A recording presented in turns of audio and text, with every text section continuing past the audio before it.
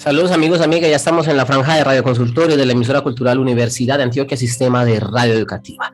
Desde 1410 amplitud modulada y las estaciones FM de este sistema en Urabá, Bajo Cauca, Magdalena, Medio, Suroeste, Oriente y Occidente, les damos una cordial bienvenida. Hablamos del Radio Consultorio del Instituto de Estudios Políticos de la Universidad de Antioquia. Avanzamos en un ciclo en el cual hoy tendremos nuestro segundo capítulo y por supuesto la invitación para que compartan con nosotros a través de los diálogos que tendremos durante 10 programas, hoy el segundo de esos 10.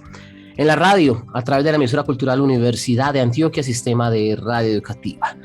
En redes sociales, desde el Instituto de Estudios Políticos de la Universidad de Antioquia. Operación sonora con William González. Les acompaña Alexander Otálvaro Villada, dirige la emisora cultural Universidad de Antioquia, Sistema de Radio Educativa, Beatriz Elena Mejía Mejía. Nuestra coordinadora académica de hoy y nuestro invitado estarán después de una pausa muy breve por demás para que nos acompañen en este espacio en la radio pública del departamento de Antioquia. Bienvenidos y bienvenidas.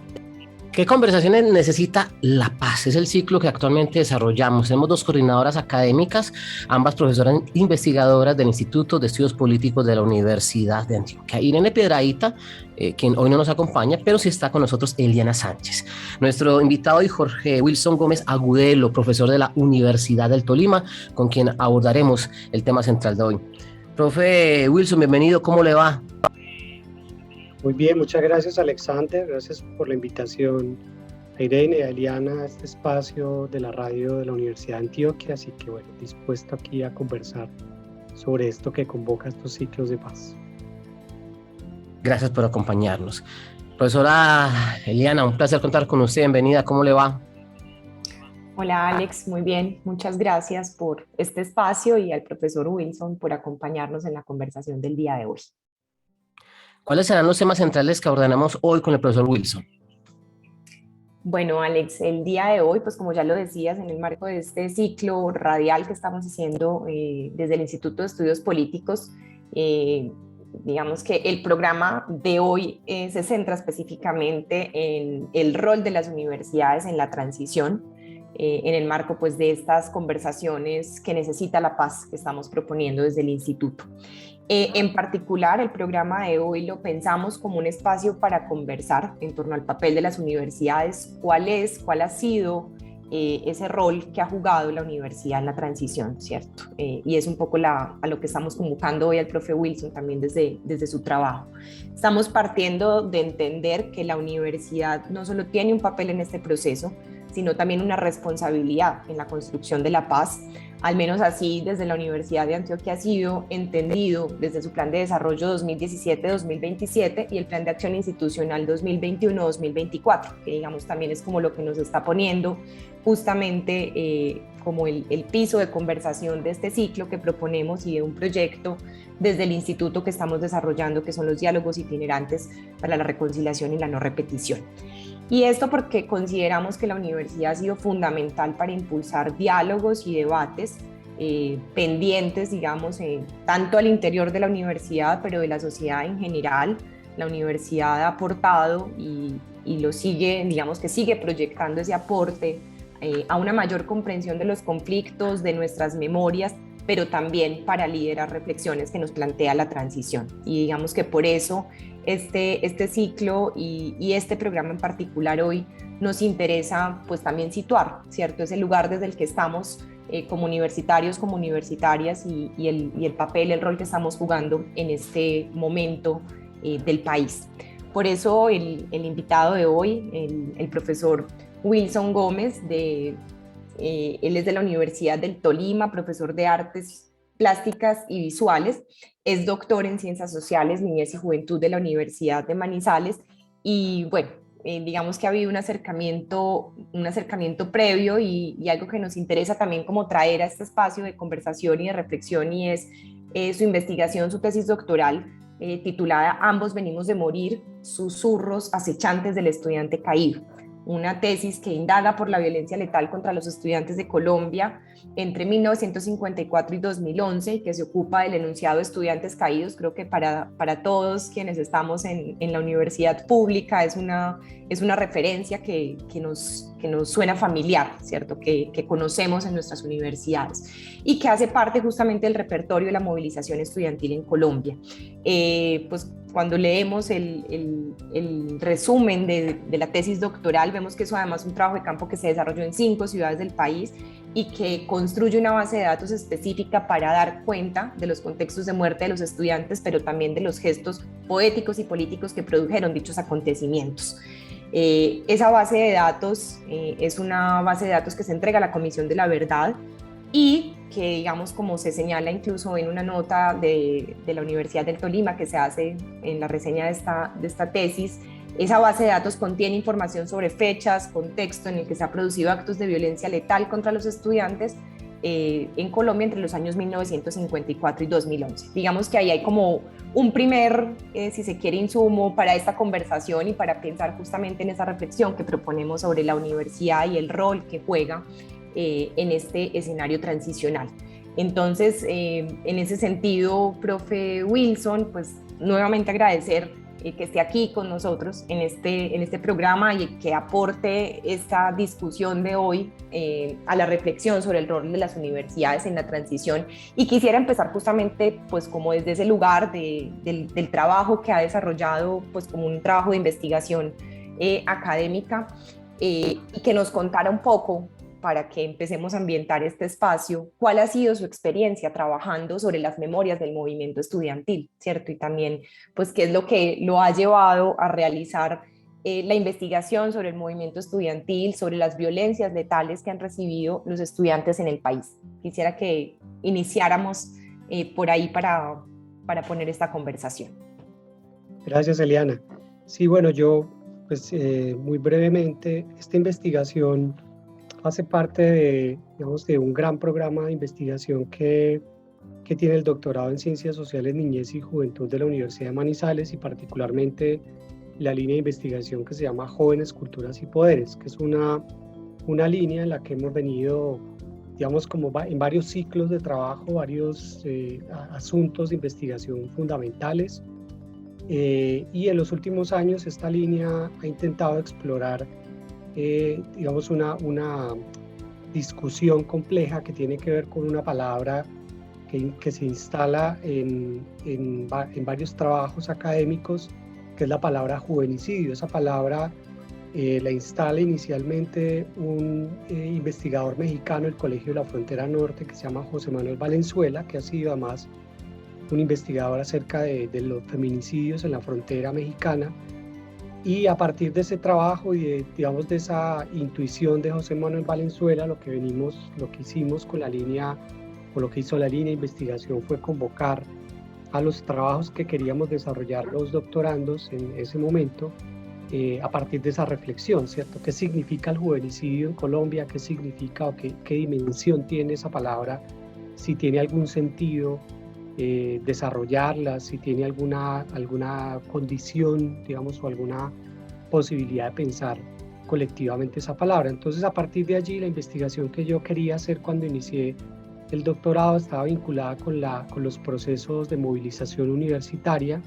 Quería hacer un trabajo historiográfico, más bien una reflexión historiográfica, pero no centrado en lo historiográfico, sí apelando a lo historiográfico, sino más pensando en lo que a mí me interesaba puntualmente, que era la reflexión sobre la estética, la política y otros elementos que yo consideraba que para mí han sido, digamos, temas recurrentes de pregunta e investigación. Y a partir de allí, entonces, en una, digamos, invitación que la línea hacía a pensar los proyectos de investigación de cada uno en relación con ese, digamos, macroproyecto o ese programa de investigación larga, yo me encontré con los estudiantes caídos. Y cuando digo me encontré, lo que digo es que para mí fue como una cosa muy acontecimental. Realmente yo no esperaba trabajar este asunto, pero yo estaba escribiendo un pequeño texto, lo escribo en la tesis en la introducción. Yo estaba escribiendo un pequeño texto para hacer esas relaciones y de repente yo sentí que un frío me paralizó el cuerpo y el alma. algo que yo no sabía explicar realmente por qué, pero que me invitó a pensar la imagen del estudiante caído, sobre todo por una pregunta que me hice, y es ¿por qué yo mismo, habiendo sido militante estudiantil en la universidad pública, por qué yo mismo, habiendo participado en todos los procesos de movilización, no tenía claro, no tenía clara la dimensión de la muerte, no tenía clara la dimensión del estudiante caído en Colombia? Entonces, esa que fue una pregunta, digámoslo, autobiográfica, lo que me permitió fue desplegar pues una pregunta por la memoria colectiva, una pregunta por la construcción precisamente del pasado, una pregunta por el futuro. Es un montón de elementos que están allí conectados y que tienen que ver justamente con la pregunta por cómo nos hacemos cargo de estas memorias de la guerra en el contexto incluso de las universidades. Entonces es un poco el contexto de esa investigación. Profe Wilson, a propósito, pues como eso que conecta ahí de cómo inicia, ¿cierto? Esa investigación y cómo se situó frente, bueno, a una mirada que también es como autobiográfica y que invita como a esa reflexión sobre, digamos, sobre esos procesos de violencia política, ¿sí? Sobre las comunidades, pues en contra de las comunidades universitarias, ¿cierto?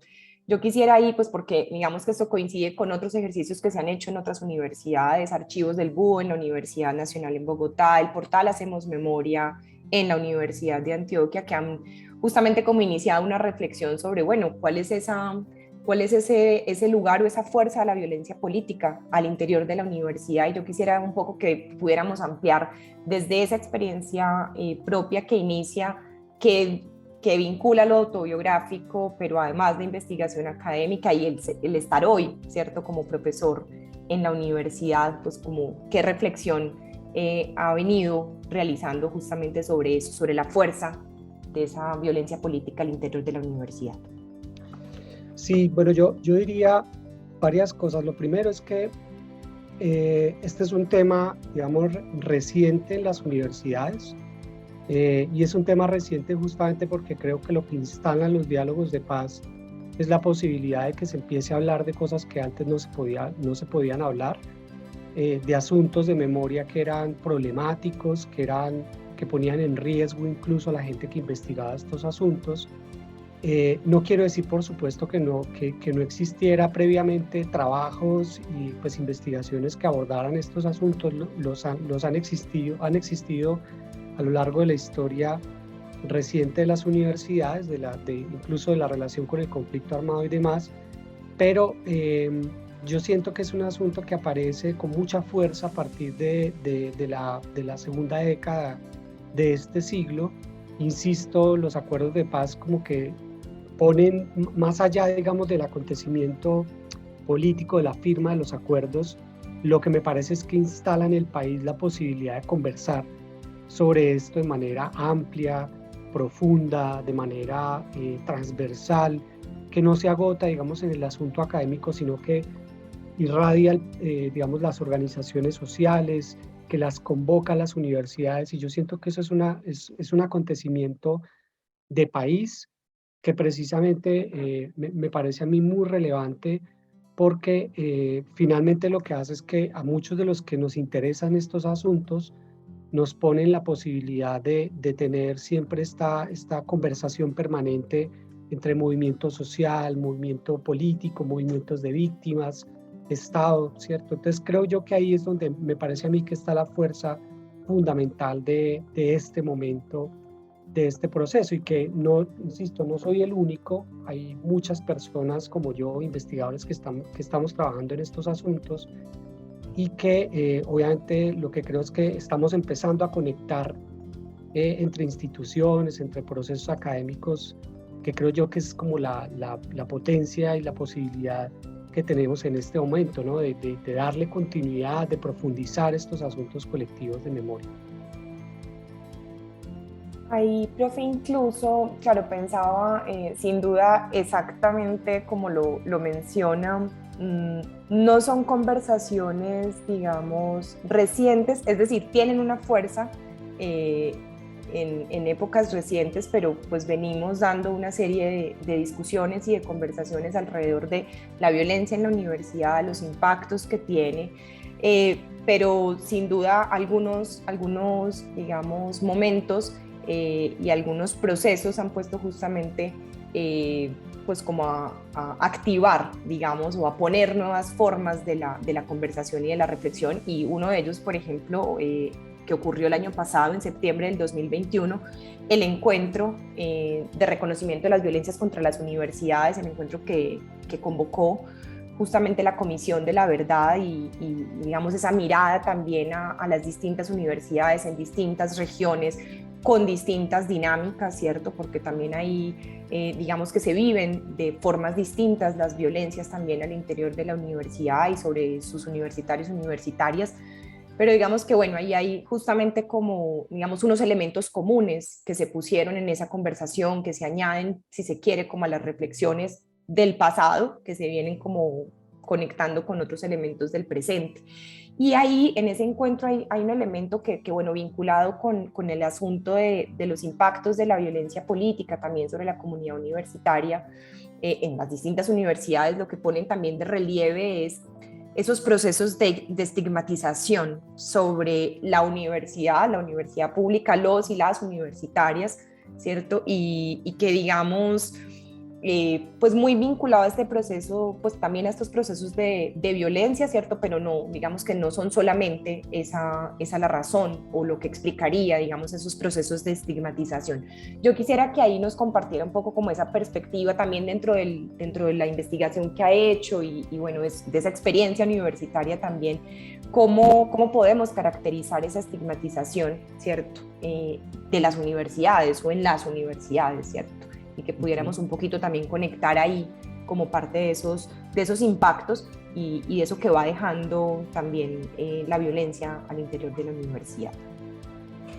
Sí, Eliana, mira, yo creo que por eso es muy útil el concepto de juvenicidio, que insisto, pues es un concepto en elaboración, todavía está, digamos, es decir, no es un concepto acabado, es un concepto, digamos, que todavía tiene muchas...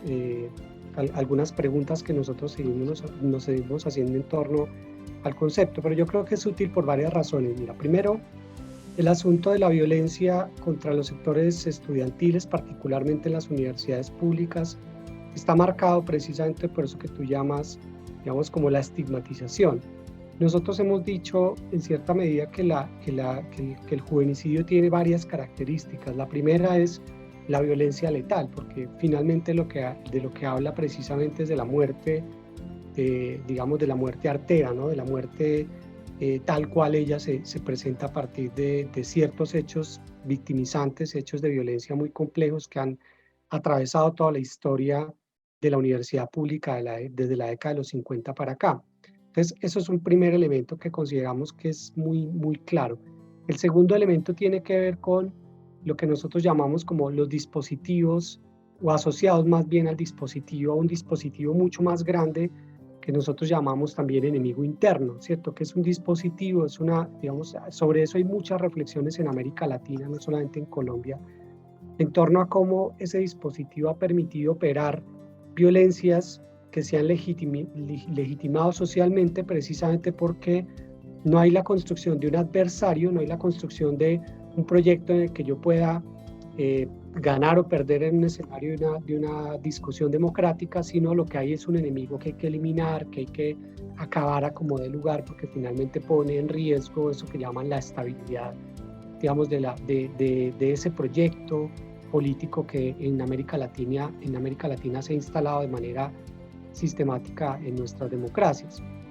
Es un proyecto político de muerte, por supuesto. Entonces, ese concepto tiene esa utilidad, que no trabaja solamente el asunto de la muerte, sino que trabaja en otras perspectivas. Entonces, la segunda perspectiva tiene que ver con la judicialización, es decir, a lo largo de la historia de la universidad pública y de la historia de América Latina en general, ha habido estrategias de judicialización que lo que buscan es desactivar políticamente a quien se considera enemigo, ¿cierto? Yo no necesito matarlo, sino que lo que puedo hacer es judicializarlo a partir de, digamos, diferentes estrategias. Y hay una investigación que en eso nos ayudó mucho a pensar este asunto, que la hicieron en el Politécnico Gran Colombiano, unas colegas con las que actualmente estoy trabajando en un proyecto precisamente derivado de estas dos reflexiones, que ellas lo que encuentran es que de 10.500 casos aproximadamente entre el año 2006 y el año 2016, solamente el 5% de esos casos de judicialización hacia jóvenes en Colombia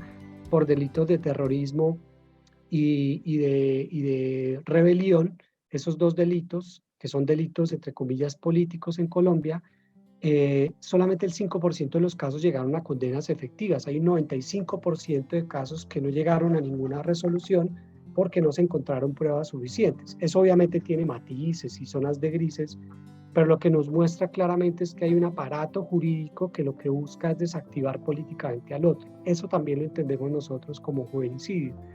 Pero hay otra característica también que incide en ello, y es, por ejemplo, la estigmatización a partir de palabras reiterativas en la prensa escrita, en la radio, en la televisión. Lo hemos visto todo el tiempo, no solamente históricamente, sino recientemente. Y otra estrategia tiene que ver con la precarización de la vida, ¿no? Entonces los jóvenes que de alguna manera no pueden ingresar a la universidad pública o que ingresan a la universidad y se tienen que retirar porque no tienen condiciones dignas para estudiar. Entonces es un aparato, digamos, nosotros lo llamamos aparato o dispositivo en la perspectiva, digamos, de los trabajos de Giorgio Agamben, porque nos parece que lo que hace es que no solamente produce violencias, ¿cierto? O reitera violencia, sino que también produce agenciamientos, formas de acción colectiva que de alguna manera están presentes también en las demandas del movimiento social, en las demandas de los movimientos estudiantiles. Entonces, por eso nos parece útil ese concepto. Entonces, claro, ¿eso de qué habla? Habla no solamente de lo que nos pasó, sino que hay una conexión permanente con el presente, porque hay unas continuidades históricas que se manifiestan precisamente en el presente.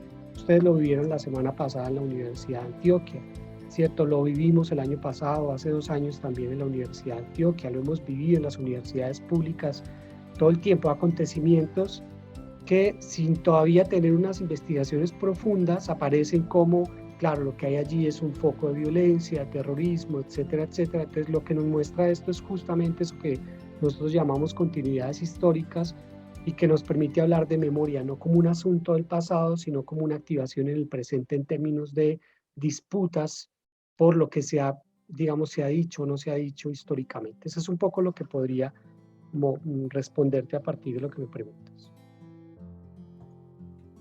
Yo les tengo una pregunta a los dos. Claro, Alex. Adelante, Alexander.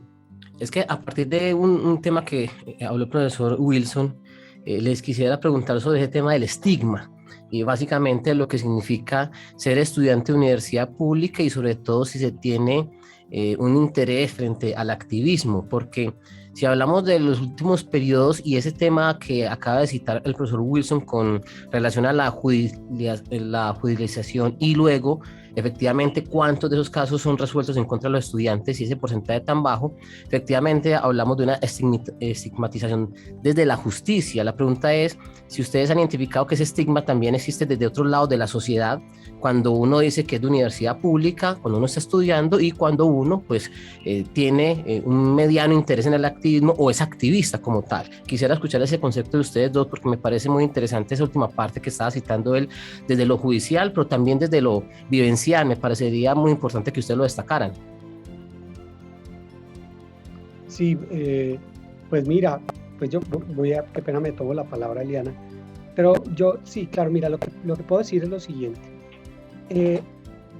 Los estigmas sociales tienen sentido si solo si hay una suerte de legitimidad social que los vehicula, ¿cierto? Que los promueve, que de alguna manera que permite que ellos se instalen no tanto, digamos, de manera vertical, ¿cierto? Arriba abajo, sino en términos ya más horizontales, un poco en la perspectiva que Michel Foucault, este pensador francés, que para todos ha sido también muy importante, digamos, en las reflexiones sobre la política, llamaba la micropolítica, ¿cierto? Foucault llamaba la micropolítica a estas acciones que no se instalan de arriba abajo, sino que se instalan de manera horizontal en toda la sociedad. Entonces, ¿existe estigma social? Sí, solo sí. Hay una sociedad que legitima ese estigma social, ¿cierto? Que de alguna manera replica, que de alguna manera amplifica ese estigma social. Entonces no tendría sentido si fuera un asunto puramente vertical de arriba abajo, si fuera solamente un asunto que los medios de comunicación ponen.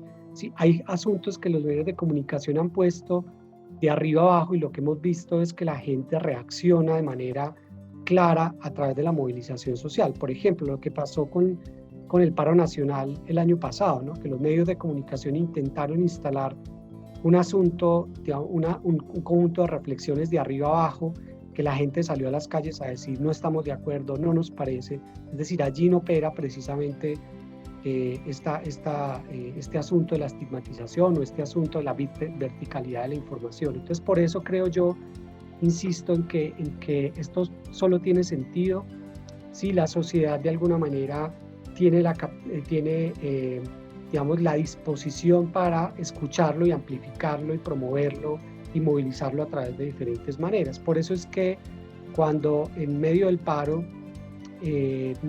asesinan a jóvenes en Cali, la pregunta de mucha gente inicialmente es ¿por qué estaban en la calle? ¿Cierto? Es decir, no es un asunto de me violentaron por reclamar un derecho, sino usted qué hacía en la calle a esa hora, en ese lugar, en ese contexto. Entonces, por eso creo que digamos que es un asunto que es muy complejo, que está enquistado en las relaciones, insisto, cotidianas de la gente, que finalmente una de las tareas fundamentales que tenemos de aquí en adelante es precisamente intentar promover o intentar desarticular estas estigmatizaciones sociales. Eso se logra a través de procesos de educación ampliados, ¿cierto? Procesos de educación muy complejos que creo yo que vale la pena pensar. Pero quería decir una segunda cosa para cerrar muy breve, y es que el año pasado, recuerden que el ex general Naranjo y el expresidente Santos salieron públicamente a decir en el contexto de la Comisión de la Verdad y todo lo que viene aconteciendo con el dispositivo transicional, dijeron, nos equivocamos, nosotros estigmatizamos a las universidades, dijimos cosas que no eran ciertas y por lo tanto le pedimos perdón a la sociedad. Entonces ahí también hay un asunto que me parece a mí clave pensar en términos de cómo opera este proceso o estas estigmatizaciones. ¿Cuál es digámoslo así, cuál es la utilidad práctica en términos políticos de esas estigmatizaciones sociales? Sería un poco la pregunta que creo yo que vale la pena responder. Y yo ahí quisiera, pues Alex, a propósito de tu pregunta y de la reflexión que propone el profe Wilson, y es justamente como ese proceso de estigmatización, justamente como lo señalaba el profe, claro, no es exclusivo de la universidad, o sea, es un proceso de estigmatización que involucra a otras dimensiones de la esfera social y política, ¿cierto? Donde ocurren relacionamientos que están atravesados por la estigmatización, ¿cierto? Y de la cual la universidad, digamos, no ha sido ajena, ¿cierto? Y digamos que la comunidad universitaria, tanto estudiantes como profesores, porque digamos que ahí justamente con eso del por qué estaba en la calle o por qué estaba haciendo X cosas, ¿cierto? Digamos que es como un entredicho que se ha puesto tanto para prácticas o acciones, tanto de los estudiantes, las estudiantes, como de profesores en momentos particulares, ¿cierto? Pensemos en la universidad en los años 87 y como todo lo que había sobre la universidad y un proceso de estigmatización por la defensa de los derechos desde profesores universitarios y estudiantes, ¿cierto? Y creo que en eso que señala el profe Wilson, que es cómo eso circula en la cotidianidad, ¿cierto? Porque creo que de alguna forma el ser universitarios, pues digamos, hoy como profe, pero en su momento cuando fui estudiante de la universidad pública, ¿cierto? De la Universidad Nacional, es cómo te encuentras en el cotidiano una serie de afirmaciones que en todo caso lo que están poniendo es justamente, lo que están develando es esa estigmatización sobre el ser estudiante, ¿cierto? ¿Dónde estudia? En la Universidad Nacional o en el caso de la Universidad de Antioquia, donde los tirapiedras. Ahí hay un estigma, ¿cierto? Hay algo que circula, que en todo caso no explica todo lo que involucra lo que es la universidad, ¿sí? pero que en todo caso se reproduce un poco y que se reproduce en eso, en lo cotidiano, en el cuando tomas un taxi a la salida de la universidad o cuando alguien te pregunta por fuera dónde trabajas, dónde estudias y te refieres a la Universidad de Antioquia o la Universidad Nacional, en el caso, digamos, particular de Medellín, pues que también ahí, digamos, se ha ido eso poniendo sobre el Poli, pues como otras universidades que también son públicas, pero que incluso, por ejemplo, en esa estigmatización de también incluso de colegios públicos como el INEM, ¿cierto? El Liceo Antioqueño en su momento, bueno, digamos que hay como distintos lugares en donde justamente se refuerza de alguna manera esa estigmatización y que tiene, digamos, yo creo que ahí pues incluso eso, más allá de como de ese aparato mucho más amplio, mucho más grande, mucho más institucional, ese proceso de estigmatización como en el entramado social y de las relaciones sociales y culturales es muy complicado, ¿cierto? Porque también ahí la pregunta y la reflexión que se deriva es, bueno, ¿cómo desescalar, cómo desactivar, si se quiere, ese dispositivo de estigmatización sobre la comunidad universitaria, ese que circulan en eso, en el cotidiano, ¿cierto? En el comentario del día a día, con alguien que no necesariamente está en la universidad, sino que es eso, puede ser desde la persona que te vende algo en la tienda, el señor del taxi, el señor del bus. Entonces digamos que ahí es cómo ese proceso de estigmatización que digamos encuentra uno en esa dimensión social y política de la vida cotidiana, ¿qué hacemos con eso, cierto? Ahí pienso, por ejemplo, en ese pedirle perdón a las universidades por los procesos de estigmatización que se generaron y bueno, cómo se lleva eso a una dimensión mucho más cotidiana, ¿cierto? O sea, cómo eso llega, por ejemplo, a quien en algún momento estigmatizó a un estudiante cuando dijo que era la Universidad de Antioquia y le dijo en el lugar donde están los tirapiedras, ¿cierto? Cómo desactivar un poco, cómo desescalar eso en esa dimensión que es la de la experiencia cotidiana de la universidad, ¿cierto? Y justamente como esos impactos que nos ha generado el proceso de estigmatización, pero que pienso mucho en eso, que involucra no solamente la universidad, ¿cierto? Sino que lo encuentras en otros escenarios, ¿cierto? En el ser parte de un territorio, pues en Medellín lo hemos visto, ¿cierto? Procesos de estigmatización sobre territorios, barrios en particular, la Comuna 8 en su momento, la Comuna 13 en su momento y todo lo que carga, por ejemplo, el proceso de estigmatización sobre territorios concretos. Entonces ahí es, bueno, en la universidad también, qué pasa y cómo eso yo pienso mucho en, bueno, cómo se desactiva ese proceso de estigmatización, pues ya más como en lo que tiene que ver con nuestros relacionamientos cotidianos, ¿cierto? Y en esa construcción cotidiana.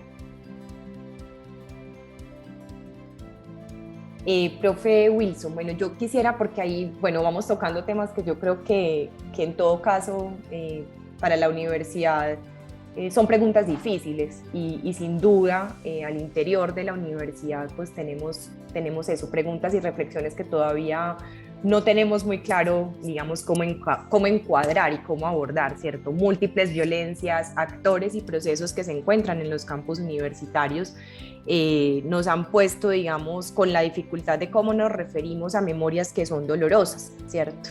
Y ahí en una de las últimas entrevistas que dio la profesora María Teresa Uribe, ella nos recordaba hace varios años que teníamos que ser capaces de mirarnos a los ojos, ¿cierto? Para hablar justamente de esos asuntos que son difíciles de abordar en la universidad. ¿Cuáles son esas conversaciones difíciles que debemos tener como universitarios? ¿Cómo hablamos de lo innombrable en la universidad, cierto? Porque sin duda, pues tenemos todavía muchos silencios, muchos dolores y, digamos, muchas memorias que están ahí atrapadas y que no hemos sabido o que no hemos puesto todavía en discusión. Entonces quisiera un poco también, bueno, desde esa experiencia que tienen en la Universidad del Tolima también y del conocimiento que tiene sobre otras universidades que también han venido adelantando estos procesos, ¿cuáles son esas conversaciones difíciles? ¿Cómo hablamos de eso? Sí, mira, yo creo que hay varias cosas que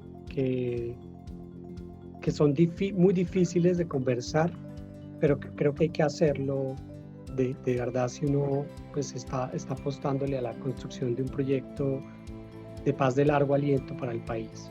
Entonces lo primero que yo creo que hay que reconocer es que y lo señalo en algunos momentos también de la investigación, es que pues esto no se trata de blancos y negros, ¿cierto? Que esto no se trata de gente muy buena frente a gente muy mala, ¿cierto? Y que en últimas aquí lo que pasó fue solo una violencia de un lado específico y ya, sino lo que hay que reconocer es que también al interior de las universidades acontecieron asuntos que incluso, por ejemplo, la FARC está reconociendo públicamente, ¿cierto? Y creo yo que ese es un asunto que me parece a mí que es muy importante porque, digamos que en la investigación que yo desarrollo, lo que encuentro es que pues la violencia letal contra los estudiantes acontece, por supuesto, de manera fundamental en la violencia del Estado o de agentes estatales y paraestatales contra estudiantes, que entre otras cosas no son solo estudiantes universitarios, también son estudiantes de colegios. Lo digo por lo que señalabas ahorita del INEM, que entre otras cosas hay muchos estudiantes que yo rastreo en esa base de datos que no son necesariamente estudiantes universitarios, pero sí están vinculados de alguna manera a procesos de movilización social en diferentes contextos, diferentes momentos y demás. Entonces, eso es lo primero que creo yo que tenemos que establecer como conversación difícil, ¿no? ¿Cuáles son las responsabilidades que tenemos también o que tiene de alguna manera el movimiento social y los movimientos insurgentes y demás en todo este asunto de la violencia contra los sectores universitarios, contra las universidades públicas, contra ciertos actores de las universidades y demás? Porque si no lo reconocemos, me parece que quedaría coja la historia, ¿no? Y me parece que es importante hacer una lectura autocrítica de esos procesos. Creo yo que es importante también porque en últimas lo que nos permite eso pensar es que por encima de todo está la vida, ¿no? Y si por encima de todo está la vida, pues lo que tenemos que pensar es qué es lo que nos ha llevado a que en ciertos momentos la vida se haya perdido, la vida de estos jóvenes se haya perdido digamos, en situaciones muy complejas y diferentes. Entonces, ese creo yo que es un primer asunto. El segundo asunto que yo creo que es vital, lo escuché de una mujer precisamente con la que yo estuve conversando largo rato en la Universidad de Antioquia particularmente, y que luego fue de alguna manera también una conversación con otras personas en otros contextos. Pero ella fue la primera que a mí de alguna manera como que me abrió una pregunta muy dura que yo no me había hecho en la investigación, y es cuando yo estaba contándole un poco lo que yo estaba haciendo, ella me dice: para nosotros las mujeres la caída no tiene tanto que ver con la muerte física, sino tiene que ver básicamente con las violencias sexuales, con las violencias hacia nuestros cuerpos.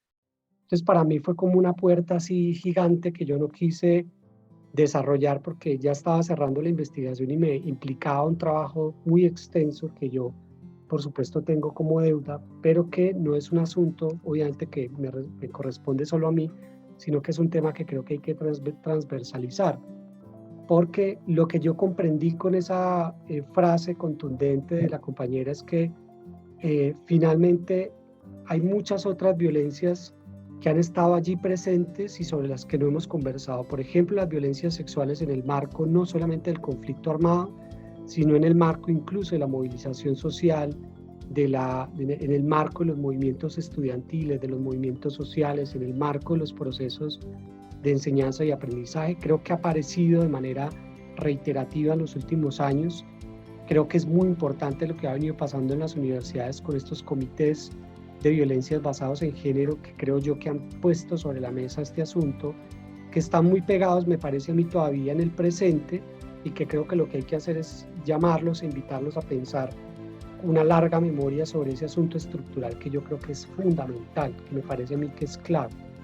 Y un tercer aspecto que yo creo que es válido y que me parece a mí que hay que pensar también, tiene que ver con otra violencia que yo creo que es poco, digamos, discutida, que tiene que ver con la violencia generacional, ¿cierto? Y es cómo de alguna manera, y lo digo precisamente por algunas también conversaciones que tuve con colegas, cómo el lugar, digamos, de la autoridad académica muchas veces impide la posibilidad del diálogo, la posibilidad de la conversación, la posibilidad de abrir, digámoslo así, una dimensión pedagógica mucho más amplia y no solamente en la relación, digamos, horizontal, vertical del que enseña y el que aprende.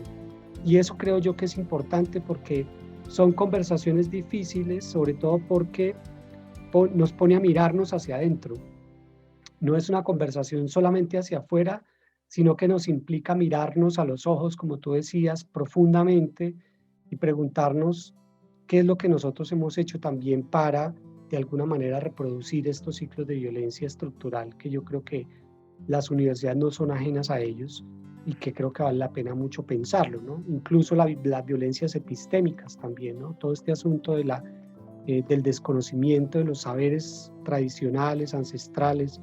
Entonces yo creo que hay discusiones, como tú llamas, difíciles, que si uno no pone en la mesa en estos momentos, me parece que van a ser discusiones que difícilmente se van a poder desarrollar. Entonces creo que es un momento importante porque es como estamos en un momento, digamos, para no hablar de transición, como en una puerta abierta para revisar el pasado, para conversar sobre el presente, para pensar el futuro.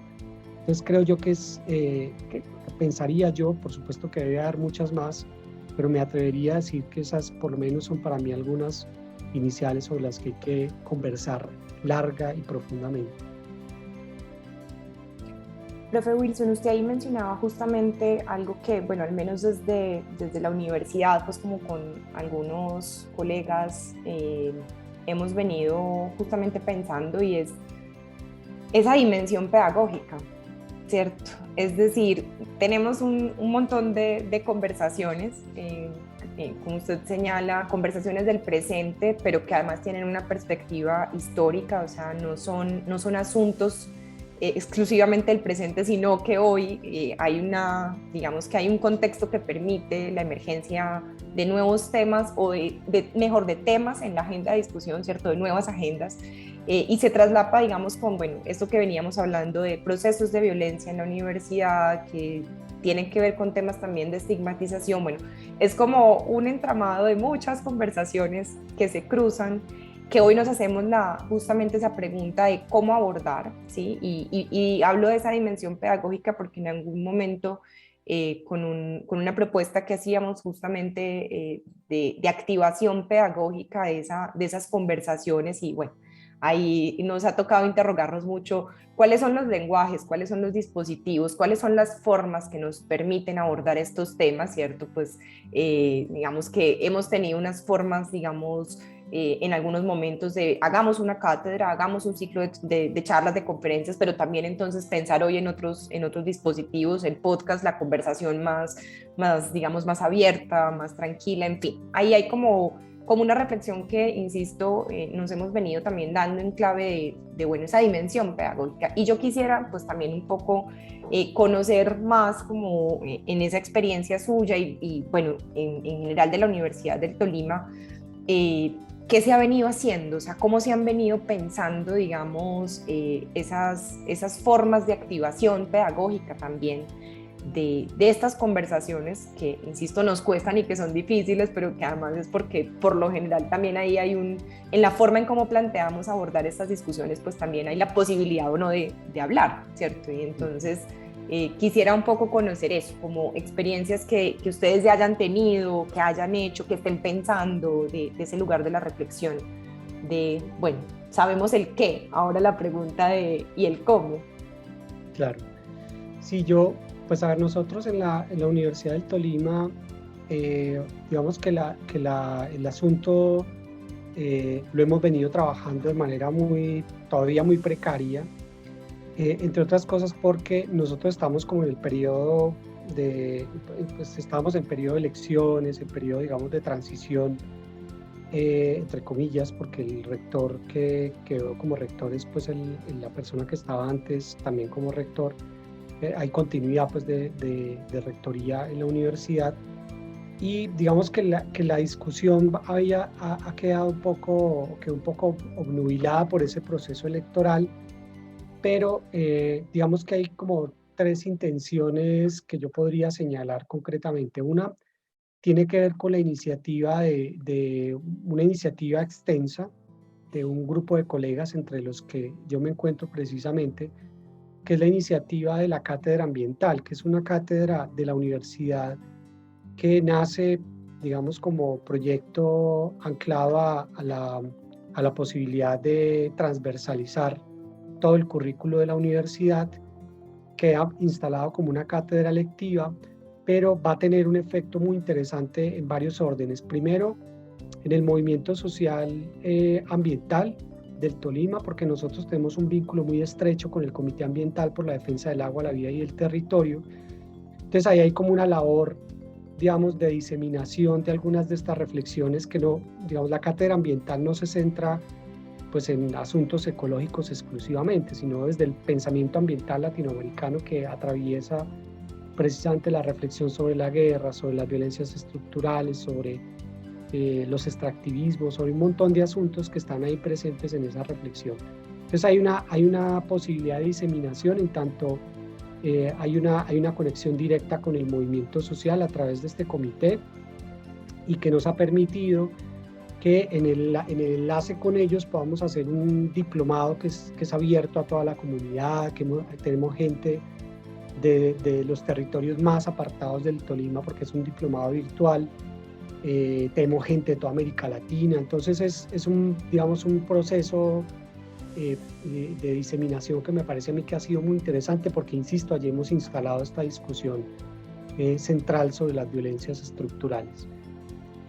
Hay otra iniciativa que se venía construyendo, que desafortunadamente quedó, digamos, un poco como en el papel, que es la Cátedra de Paz. En la Universidad Nacional particularmente sí la tiene, es una cátedra también que es selectiva, que me parece que tiene un sentido profundo y es que es precisamente la discusiones amplias con la comunidad universitaria sobre estos asuntos. Desafortunadamente en esas cátedras pues participan particularmente estudiantes, no tanto los profesores.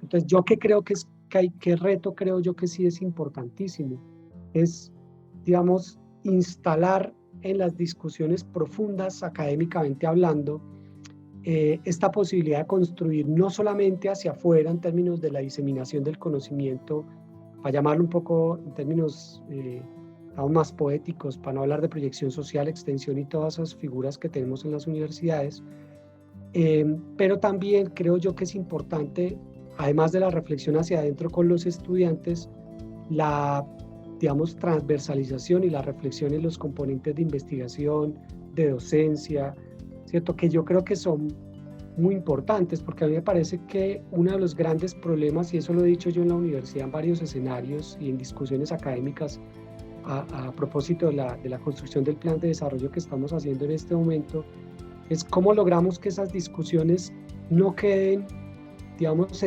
no queden reducidas a un asunto de gente que está interesada en trabajar temas de la paz, sino una discusión que atraviesa curricularmente a toda la universidad, porque si no es así, me parece que va a quedar un poco como en lo que ya venimos haciendo, que tiene que ver con un asunto más,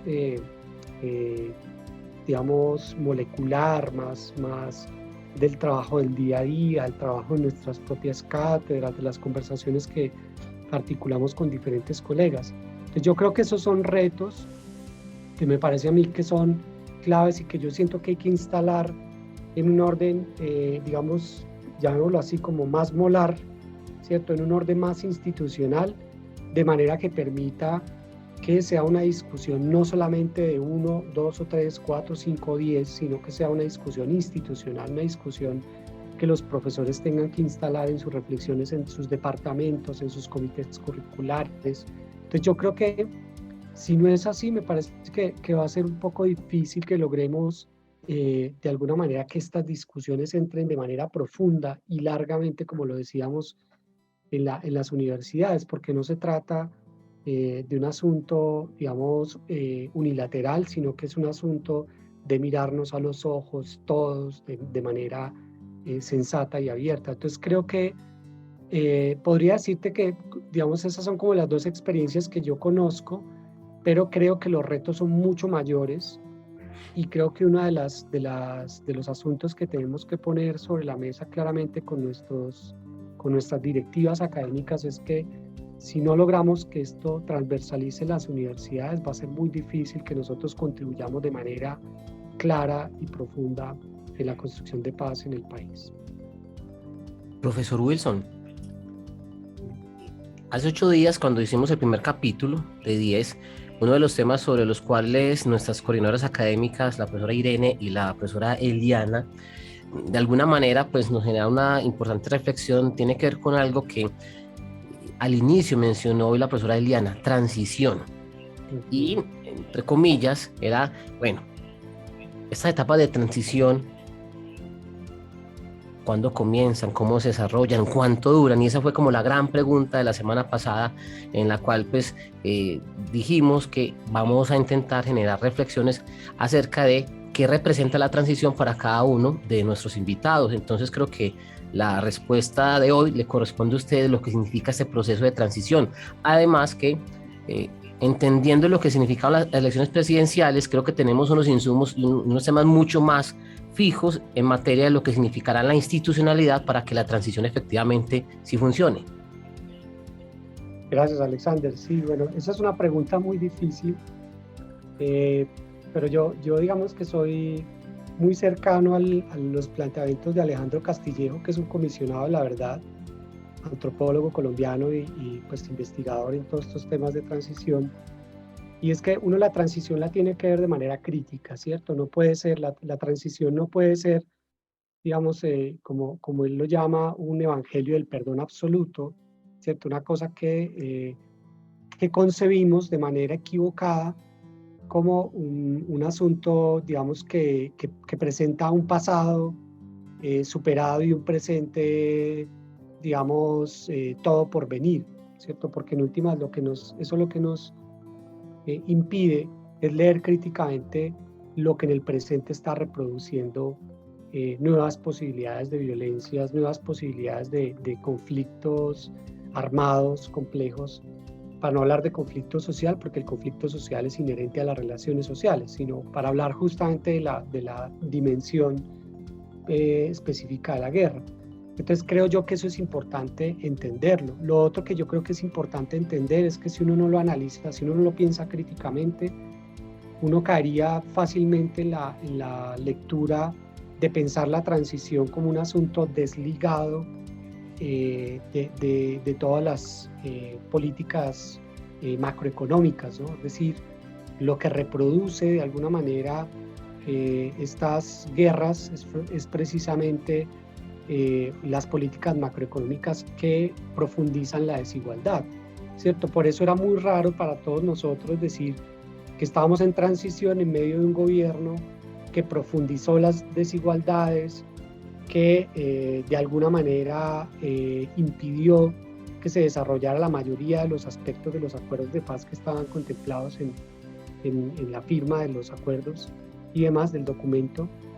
Entonces yo creo que eso es importante entenderlo, porque si uno no piensa la transición críticamente, puede caer uno fácilmente en una lectura simplificada. Entonces yo creo que la transición es un asunto que hay que pensar críticamente. Eso por un lado. Y por otro lado, creo que lo que sí creo yo que es muy importante es que las transiciones son, insisto, como ventanas abiertas, ¿cierto? Las transiciones no se instalan jerárquicamente de arriba abajo. Por supuesto que institucionalmente movilizan, promueven, gestionan, abren posibilidades, pero nunca una transición va a venir instalada por decreto, ¿cierto? Las transiciones se dan sí, solo sí.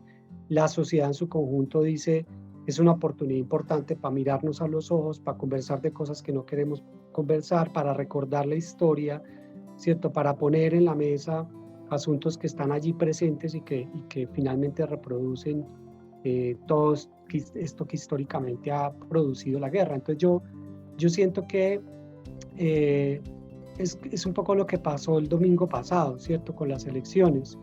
Es más allá de lo que puede hacer Petro, más allá de lo que puede hacer el nuevo gobierno en términos de sus largas promesas complejas promesas.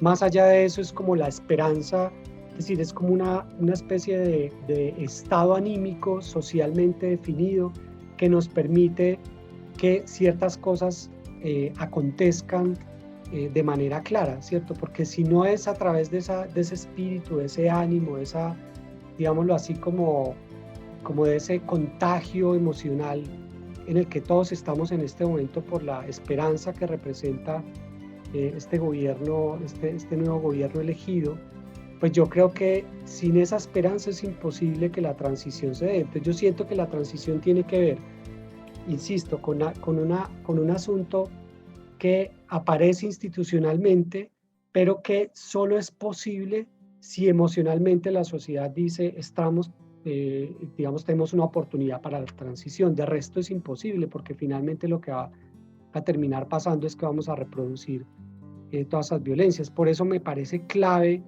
y profundas las palabras de Petro cuando está diciendo en las primeras palabras después de haber sido elegido.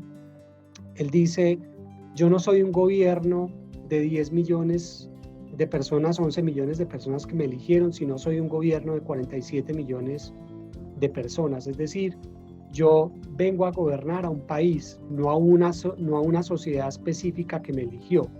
Ese primero me parece que es un llamado muy importante, porque lo que hace es que permite que la gente entienda, ¿cierto?, que lo que está proponiendo, lo que está en la mesa, es un asunto que beneficia a toda la sociedad y no solamente a unos cuantos, que ha sido, digamos, la historia de los últimos gobiernos en este país. Entonces yo creo que eso es un mensaje muy contundente, porque lo que hace es que también anima, promueve que mucha gente que en redes sociales empieza, digamos, como a una especie de justicia poética, venganza poética, por llamarlo de alguna manera, a señalar, ¿cierto?, a estigmatizar también a los juristas y demás. Me parece que eso desactiva un poco esa guerra de alguna manera en el discurso, que me parece a mí que es problemática, porque finalmente lo que hace es que reproduce justamente la polarización, que me parece a mí supremamente inconveniente si queremos hablar de transición. Yo no estoy diciendo, por supuesto, con esto que vayamos a hacer una sociedad armónica, toda absolutamente amorosa, sino lo que estoy diciendo es que si en el discurso podemos inicialmente desescalar estas violencias, creo que la transición será posible. De resto es muy complejo y es muy difícil, porque si no logramos como contagiarnos todos de esperanza y de esta, digamos, posibilidad de un amor fraterno, independiente o más allá de los conflictos, reconociendo los conflictos, por supuesto, va a ser muy difícil que tengamos una transición real. Eso es un poco lo que yo podría decir a partir de mis lecturas, mis preguntas, ¿cierto? Es un poco lo que podría decir Alexander. Nos queda una última pregunta, profesor Wilson, por parte de la profesora Eliana, ya en la parte final de este espacio. Y por supuesto, creo que nos deja muchos temas, muchos insumos para futuras conversaciones. Profesora Eliana, nos quedan 2 minutos de programa. Su última pregunta, y bueno, qué pena condicionar al profesor Wilson con la respuesta, porque la idea es obvio que, por supuesto, tengamos respuesta completa para toda la memoria que queremos hacer de ese ciclo. Profe Eliana. Muchas gracias, Alex. Esta última pregunta, pues finalmente también tiene que ver ahí con el asunto de la transición, ¿cierto? En esa idea de pensar la transición como también la posibilidad de mirar hacia el futuro, ¿cierto? Y lo decía, profe, ahora hay unos retos que las universidades tienen para aportar a los propósitos de construcción de la paz en el país, ¿cierto? Y para cerrar, yo quisiera que nos compartiera esa última reflexión sobre qué conversaciones necesita la paz y en cuáles podemos aportar como universitarios y universitarias, ¿cierto? Que es esa reflexión que nos estamos haciendo aquí de qué conversaciones necesita la paz. Gracias, Eliana. Bueno, yo pues primero agradecer por esta invitación a este programa, que para mí pues es una provocación hermosa y maravillosa. Y obviamente también decirles que desde la Universidad del Tolima estamos también prestos a conversar. Tenemos un programa de radio también, de Nute Radio, así que sería maravilloso que pudiéramos en algún momento enlazar estas conversaciones. Y para responder la pregunta, yo diría que la tarea más importante para mí en este momento en las universidades públicas y en las universidades en general es que el asunto de la paz se pueda transversalizar curricularmente en la investigación, en la proyección social, porque si no es así, insisto, yo creo que es muy difícil que las universidades puedan contribuir de manera efectiva a este proceso de construcción de paz, ¿cierto? Yo, por ejemplo, decía a los colegas, yo participé en algún momento en el Comité Central de Investigaciones de la universidad y yo decía, ¿qué tiene para decir un ingeniero químico sobre la paz? ¿Cierto? ¿Qué tiene para decir un colega veterinario sobre la paz? ¿Qué tiene para decir un colega matemático o una colega matemática sobre la paz? Entonces yo creo que es, sin ese reto fundamental, si no cumplimos, si por lo menos no nos ponemos esa tarea, yo creo que va a quedar siempre como una tarea atomizada, profundamente, digamos, singular de colectivos de profesores. Y por eso me parece a mí que es muy importante en este momento que estamos, digamos, como en el proceso también de transición a un nuevo gobierno, de ver cómo logramos que ese nuevo gobierno también de alguna manera transversalice esas discusiones en las universidades públicas. Creo que tenemos una oportunidad grande y espero que así sea, así que creo yo que ese para mí es el reto más importante en este momento como universidades en Colombia. Muchas gracias, profe Wilson, por esa última reflexión y bueno, bienvenida la invitación a que sigamos conversando también en la Universidad del Tolima. Alex, muchas gracias también por este espacio. A usted, profesora Eliana, por acompañarnos. Ella y la profesora Irene Piedradita son nuestras coordinadoras académicas. ¿Qué tipo de conversaciones necesita la paz?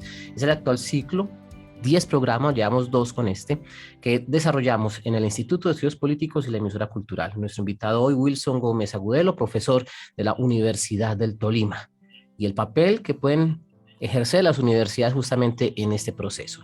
Profe Wilson, muchas gracias por acompañarnos, éxito, seguimos en contacto con usted.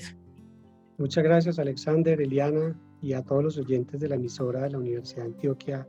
Gracias de verdad por esta invitación y bueno, estamos pendientes, estaré muy pendiente del programa con los demás ciclos de conversación. Muchas gracias. Gracias por acompañarnos. Profesora Eliana Sánchez, que esté muy bien. Muchas gracias, Alex, igualmente, profe Wilson, un feliz día. Y ustedes, amigos, amigas oyentes, gracias. Rápidamente nos despedimos. Operación Sonora, William González. Les acompañamos desde el Instituto de Estudios Políticos de la Universidad de Antioquia, Eliana Sánchez como coordinadora académica hoy en emisión, y Alexander Otálvaro Villada desde la emisora cultural. Dirige la radio pública, el departamento de Antioquia, Beatriz Elena Mejía. Una pausa institucional para continuar con nuestra programación y ya saben, jueves 4 a 5 de la tarde, versión radio. Posteriormente, el archivo visual y sonoro en las redes sociales del Instituto de Estudios Políticos de la Universidad de Antioquia. Hasta pronto.